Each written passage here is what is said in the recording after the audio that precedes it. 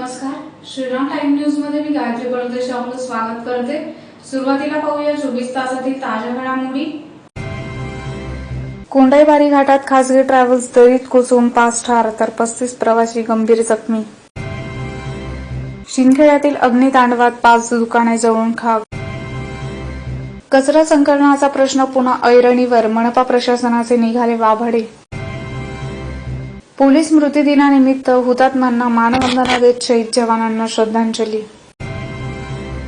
स्थानिक गुन्हे अन्वेषण शाखा व सोनगीर पोलिसांच्या संयुक्त कारवाईत टँकरमधून डिझेलची होणारी हेराफेरी उघड.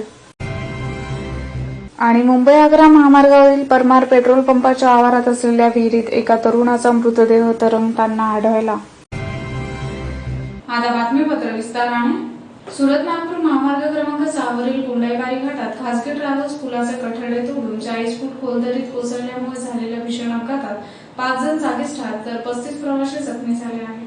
सुरत नागपूर राष्ट्रीय महामार्ग क्रमांक 6 वरील कोंडाईबारी घाटात खासगी ट्रॅव्हल्स पुलाचे कठडे तोडून 40 फूट खोल दरीत कोसळल्याने झालेल्या भीषण अपघातात 5 जण जागीच ठार तर अन्य 35 प्रवासी गंभीररीत्या जखमी झाल्याची घटना बुधवारी पहाटे 2:30 वाजेच्या सुमारास घडली. अपघातानंतर मोरकरंजा परिसरातील ग्रामस्थ, पोलीस, महामार्ग पोलीस, स्वयंसेवक आदींच्या मदतीने जखमींना तात्काळ उपचारार्थ नवापूर, नंदुरबार आदी ठिकाणी दाखल करण्यात आले असून काहींची प्रकृती चिंताजनक असल्यामुळे मृतांचा आकडा वाढण्याची शक्यता आहे. याबाबत अधिक माहिती अशी की सुरत येथील शुभम ट्रॅव्हल्सच्या मालकीची GJ5 BV 85-1 ही ट्रॅव्हल्स जळगावहून प्रवाशी घेऊन सुरतकडे निघाली होती. मध्यरात्री 2च्या सुमारास कोंडाईबारी घाटातील नेहेर शाहबाबा दर्ग्याजवळ असलेल्या पुलावर ही ट्रॅव्हल्स आली असता सुरतहून धुळ्याकडे जाणाऱ्या किंग ट्रॅव्हल्स क्रमांक GJ14 K3111 या ट्रॅव्हल्सची शुभम ट्रॅव्हल्सची धडक झाली. दोन्ही वाहने आमनेसामने आल्याने दोन्ही चालकांनी अपघात टाळण्याचा प्रयत्न केला, परंतु शुभम ट्रॅव्हल्सची लक्झरी किंग ट्रॅव्हल्सच्या चालकाच्या बाजूचे शेवटचे स्लीपर सीट कापत थेट पुलावरून 40 फूट खोल दरीत कोसळली. अपघाताच्या वेळी दोन्ही ट्रॅव्हल्समधील बहुतांश प्रवासी हे झोपेत असल्याने काय झाले ते कोणालाच कळले नाही. परंतु अपघातानंतर मदतीसाठी एकच आक्रोश झाला. त्यानंतर बसमध्ये अडकलेल्या प्रवाशांना स्थानिक नागरिक, पोलीस व स्वयंसेवकांच्या मदतीने उपचारासाठी नवापूर व नंदुरबार येथे हलवण्यात आले. मैदानमध्ये चालक वर्दीचंद सोहनलाल मेघवाल, राहणार वेल्दिया राजस्थान, क्लीनर गणेश अंबादास नागरे, प्रतिभा मरोही, राहणार सुरत, अमर अशोक बारी, राहणार पाचोरा, शमसुद्दीन शेख युसुफ, राहणार भुसावळ यांचा समावेश आहे.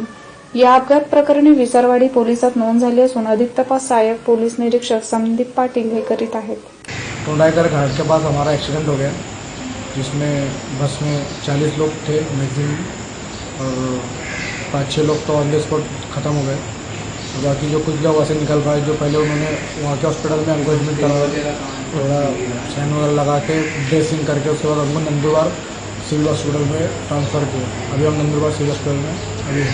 शिंदखेड्यातील तहसील कार्यालयासमोरच्या हम रस्त्यावर असलेल्या 5 दुकानांना बुधवारी पहाटे 1 ते 1:30 वाजेच्या सुमारास अचानक आग लागून आगीत सुमारे 30 लाखांचे नुकसान झाल्याचा प्राथमिक अंदाज आहे. शिंदखेडा येथील तहसील कार्यालयासमोरच्या हम रस्त्यावर असलेल्या 5 दुकानांना बुधवारी पहाटे 1 ते 1:30 वाजेच्या सुमारास अचानक आग लागून आगीत सुमारे 30 लाख रुपयांचे नुकसान झाले आहे. सदर आग कशामुळे लागली हे अद्याप कळू शकले नसले तरी याबाबत शहरात उलटसुलट चर्चांना उधाण आले आहे. याबाबत अधिक माहिती अशी की शहरातील तहसील कार्यालयासमोर रमेश बोधवानी यांचे साईराम प्रोव्हिजन, श्याम बोधवानी यांचे संगम बूट हाऊस, चौधरी यांचे अंडापाव व दीपक ट्रान्सपोर्ट ही दुकाने शेजारी आहेत. बुधवारी पहाटे 1 ते 1:30 वाजेच्या सुमारास साईराम प्रोव्हिजन या किराणा दुकानास मागच्या बाजूने आग लागली. आगीने पाहता रौद्र रूप धारण केले. स्थानिक रहिवाशांनी नगरपंचायतीच्या अग्निशमन दलास माहिती दिली, परंतु अग्निशमन दलाचा बंब 20 ते 25 मिनिटे उशिराने आल्याचे प्रत्यक्षदर्शींनी सांगितले. त्यानंतर दोंडाच्या इथून बंब आला, मात्र त्याचाही पंप उशिराने सुरू झाल्यामुळे आग आटोक्यात आणणे शक्य झाले नाही.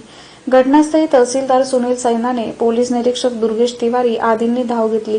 या आगीत संगम बूट हाऊसचे 12 लाख रुपये, चौधरी अंडापाव यांचे 80,000, भगवती मोबाईलचे 5 लाख, साईराम प्रोव्हिजनचे 17 लाख व दीपक ट्रान्सपोर्टचे 60,000 रुपये असे सुमारे 30 लाख रुपयांचे नुकसान झाले आहे.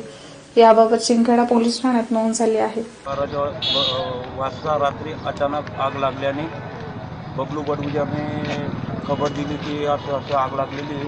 आम्ही सर्वजण व्यापारी तिथं गोळा झालो. तोपर्यंत आग विझवण्याचा प्रयत्न करत होतो, पण आग एवढी मोठी होती की आग म्हणजे कंट्रोलच होत नव्हती. शिंदखेड्याची नगरपंचायतची गाडी कमीत कमी अर्धा पाऊण तासाने आली.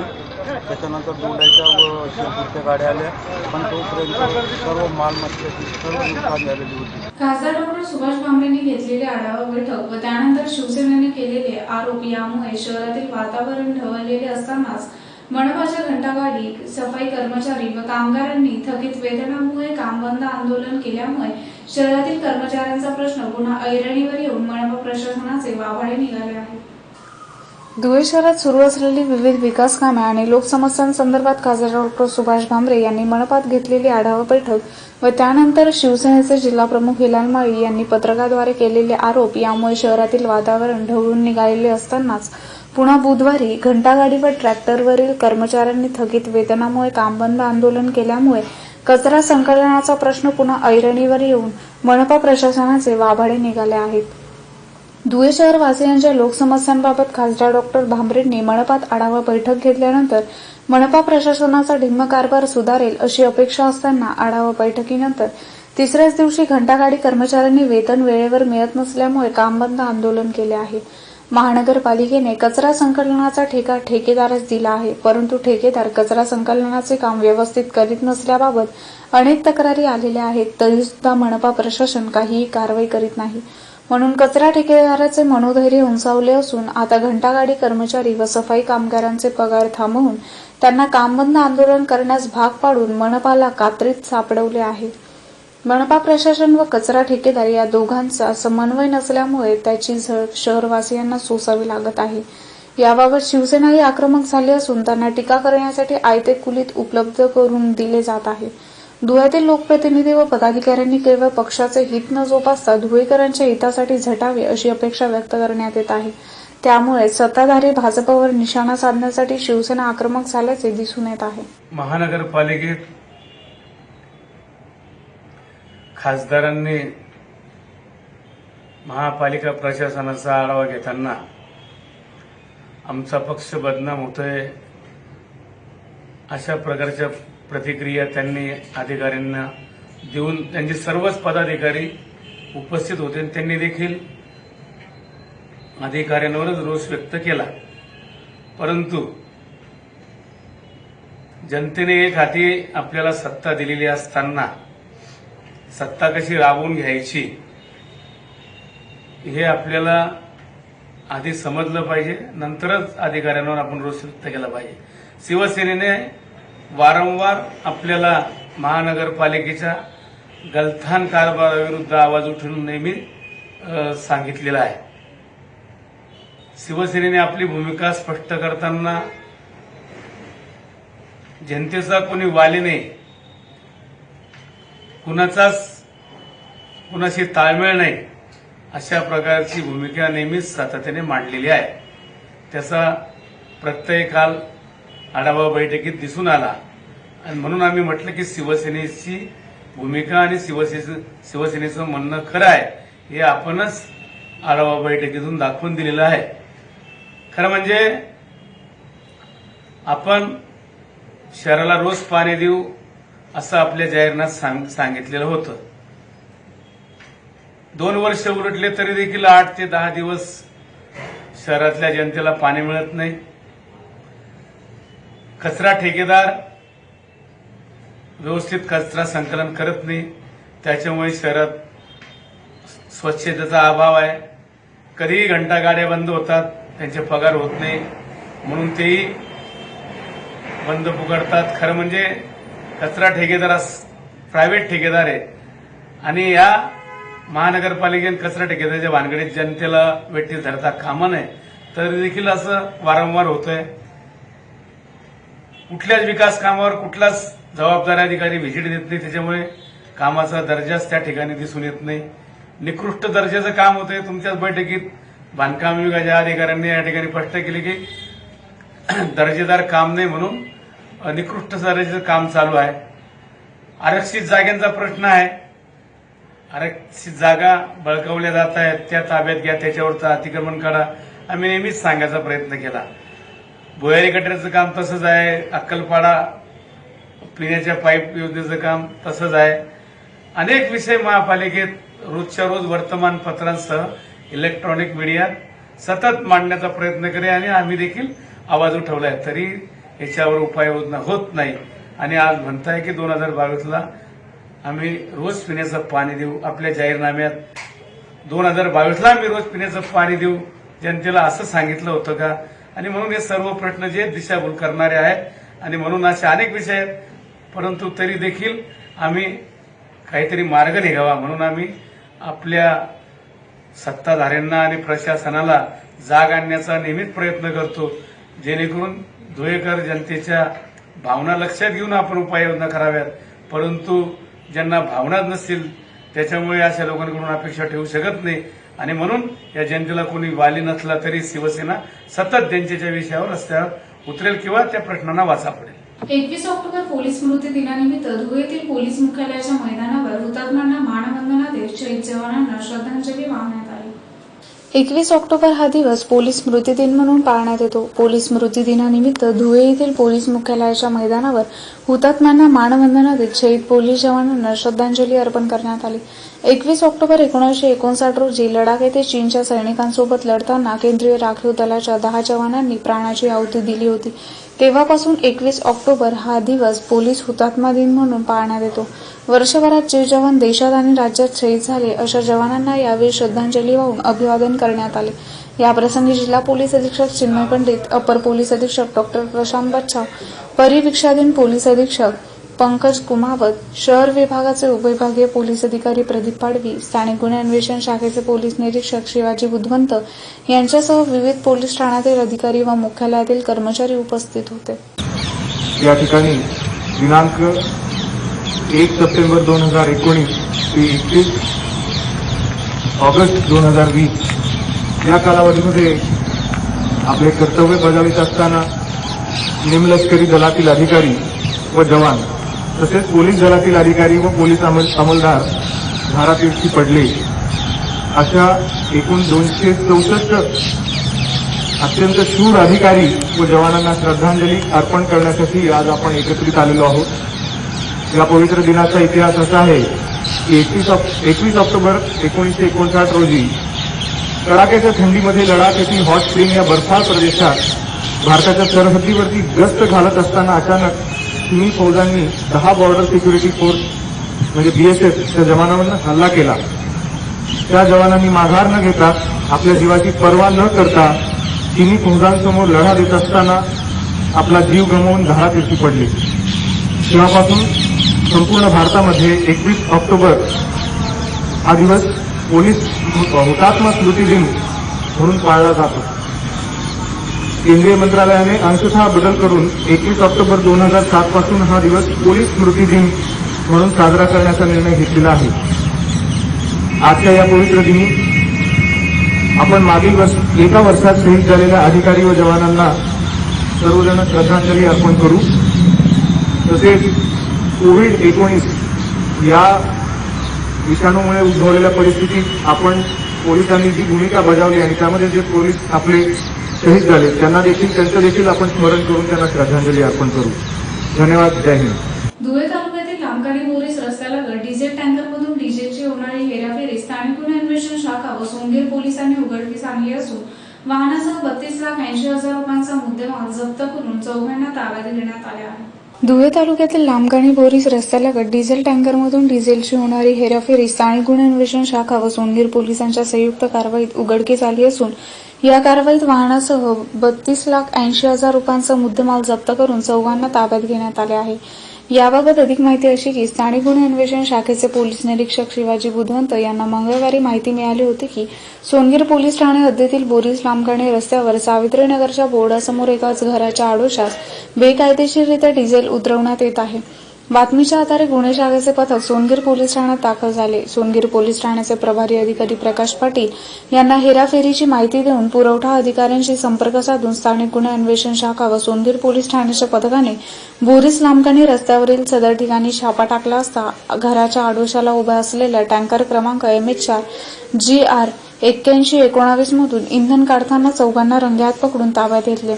टँकर चालक लालचंद संतू सरोज वय 40, चालक दिनेश कुमार काळूराम सरोज वय 28, राहणार शहापूर जिल्हा ठाणे, नंदू रावण पाटील वय 48, राहणार नगावबारी धुळे व भगवान भूषण चौधरी वय 48, राहणार दुर्गामाता मंदिराजवळ विटाभट्टी धुळे अशी चौघांची नावे आहेत। या कारवाईत टँकरचा 32,80,000 रुपयांचा मुद्देमाल हस्तगत करण्यात आला आहे। या प्रकरणी सोनगीर पोलीस ठाण्यात चौघांविरुद्ध गुन्हा दाखल करण्यात आला आहे। सदरची कारवाई पोलीस अधीक्षक चिन्मय पंडित, अपर पोलीस अधीक्षक प्रशांत बच्छर यांच्या मार्गदर्शनाखाली पोलीस निरीक्षक शिवाजी बुधवंत, सहाय्यक पोलीस निरीक्षक प्रकाश पाटील, श्रीकांत पाटील, प्रभाकर बैसाने, शिरीष बधाने, सदेसिंग चव्हाण, राहुल सानप, तुषार पारधी, अतुल पाटील आदींनी केली। दिनांक 20/10/2020 रोजी माहिती प्राप्त झाली की लांबकानी शिवारामध्ये एक टँकर हा चोरटी बायोडिझेलची विक्री करण्यासाठी उभा आहे। त्या अनुषंगाने स्थानिक पोलीस शाखेचे काही कर्मचारी व सोनगीर पोलीस स्टेशनचे PI प्रकाश पाटील व त्यांचे काही कर्मचारी असे यांनी संयुक्तरित्या सदर टँकरवर रेड करून टँकर ताब्यात घेतला। टँकर ताब्यात घेऊन ड्रायव्हरकडे आणि क्लिनरकडे विचारपूस केली असता ते उडवणीचे उत्तर देत होते। मग संबंधित पुरवठा विभागाचे महसूलचे पुरवठा विभागाचे कर्मचारी पण तेथे बोलवले होते। मग खात्री झाल्यानंतर सदरचा टँकर हा सोनगीर पोलीस स्टेशनला जप्त करण्यात आला। त्यानंतर सरकारतर्फे फिर्यादी होऊन श्रीकांत पाटील यांनी सदर टँकर चालक व ज्यांच्याकडे माल आला होता असे एकूण 4 आरोपी वरती EC ॲक्ट प्रमाणे गुन्हा दाखल केलेला आहे। गुन्ह्याचा तपास सपोनी प्रकाश पाटील हे करत आहेत। अधिक विचारपूस चालू असून नेमका कुठे आणला, कुठे चालला होता आणि कोणी भरलेला आहे या संदर्भात विचारपूस चालू आहे। परवा माननीय स्थानिक गुन्हे शाखेचे पोलीस निरीक्षक बुधवंत सर यांनी आम्हाला फोनवरून कळवलं की लांबकानी शिवारात एक लाल रंगाच्या टँकरमध्ये ज्वलनशील इंधनाचा काळा बाजार होतो। त्यावरून आम्ही स्थानिक गुन्हे शाखेच्या पथकासह सदर ठिकाणी छापा टाकला असता सदर ठिकाणी लांबकानी शिवारात सावित्रीनगरच्या विरुद्ध बाजूला एका घराच्या आवाशाला 4 लोक इंधनाबरोबर छेडछाड करताना मिळून आले। त्यावरून त्यांना सदर लोकांना ताब्यात घेऊन त्यांना न्यायालयीन कोठडीत पाठवण्यात आले असून पुढील तपास 4 जणांविरुद्ध कायदेशीर गुन्हा दाखल करून पुढील तपास आम्ही माननीय पोलीस अधीक्षक चिन्मय पंडित, अपर पोलीस अधीक्षक प्रशांत बच्छर सर, उपविभागीय पोलीस अधिकारी प्रदीप मैराळे सर यांच्या मार्गदर्शनाखाली करत असून सदर गुन्ह्याचा पुढील तपास आम्ही स्वतः करतो। मुंबई आग्रा महामार्गावरील अवधान शिवारातील नवकार शोरूमच्या समोर असलेल्या परमार पेट्रोल पंपाच्या आवारात असलेल्या विहिरीत एका तरुणाचा मृतदेह आढळून आला आहे। मुंबई आग्रा महामार्गावरील अवधान शिवारातील नवकार शोरूमच्या समोर असलेल्या परमार पेट्रोल पंपाच्या आवारात असलेल्या विहिरीत एका तरुणाचा मृतदेह आढळून आला आहे। या प्रकरणी मोहाडी पोलीस ठाण्यात अकस्मात मृत्यूची नोंद झाली आहे। मुंबई आग्रा महामार्गावर अवधान शिवारात भारत पेट्रोलियम कंपनीचा परमार पेट्रोल पंप आहे। हा पेट्रोल पंप अनेक महिन्यांपासून बंद स्थितीत पडलेला आहे। पेट्रोल पंपाच्या आवारात असलेल्या विहिरीत बुधवारी सकाळी एका तरुणाचा मृतदेह तरंगताना आढळल्याने आजूबाजूच्या नागरिकांनी याबाबत मोहाडी पोलीस ठाण्याच्या सहाय्यक पोलीस निरीक्षक संगीता राऊत यांना माहिती दिली। घटनेची माहिती मिळताच पोलीस ठाण्याचे प्रभाकर ब्राह्मणे, श्याम काळे, गणेश भामरे, कांतीलाल शिरसाट, सचिन वाघ, धीरज गवते, विकास शिरसाट, चेतन माई आदींनी घटनास्थळी धाव घेतली। त्यांनी पोलीस मित्र जंगलू गायकवाड यांच्या मदतीने मृतदेह बाहेर काढून जिल्हा रुग्णालयात दाखल केला। याबाबत मोहाडी पोलीस ठाण्यात अकस्मात मृत्यूची नोंद झाली आहे। पुन्हा पाहूयाच्या ठळक घडामोडी। कोंडाईबारी घाटात खासगी ट्रॅव्हल्स दरीत कोसळून 5 ठार तर 35 प्रवासी गंभीर जखमी। शिंदखेड्यातील अग्नितांडवात 5 दुकाने जळून खाक। कचरा संकलनाचा प्रश्न पुन्हा ऐरणीवर, मनपा प्रशासनाचे निघाले वाभाडे। पोलीस स्मृतिदिनानिमित्त हुतात्म्यांना मानवंदना देत शहीद जवानांना श्रद्धांजली। स्थानिक गुन्हे अन्वेषण शाखा व सोनगीर पोलिसांच्या संयुक्त कारवाईत टँकरमधून डिझेलची होणारी हेराफेरी उघड। आणि मुंबई आग्रा महामार्गावरील परमार पेट्रोल पंपाच्या आवारात असलेल्या विहिरीत एका तरुणाचा मृतदेह तरंगताना आढळला। याचबरोबर श्रीराम टाइम न्यूजचे बातमीपत्र संपले। दिवसभरातील ताज्या घडामोडींसाठी पाहत राहा श्रीराम टाइम न्यूज। भेटूया पुढील प्रसारणात। तोपर्यंत नमस्कार।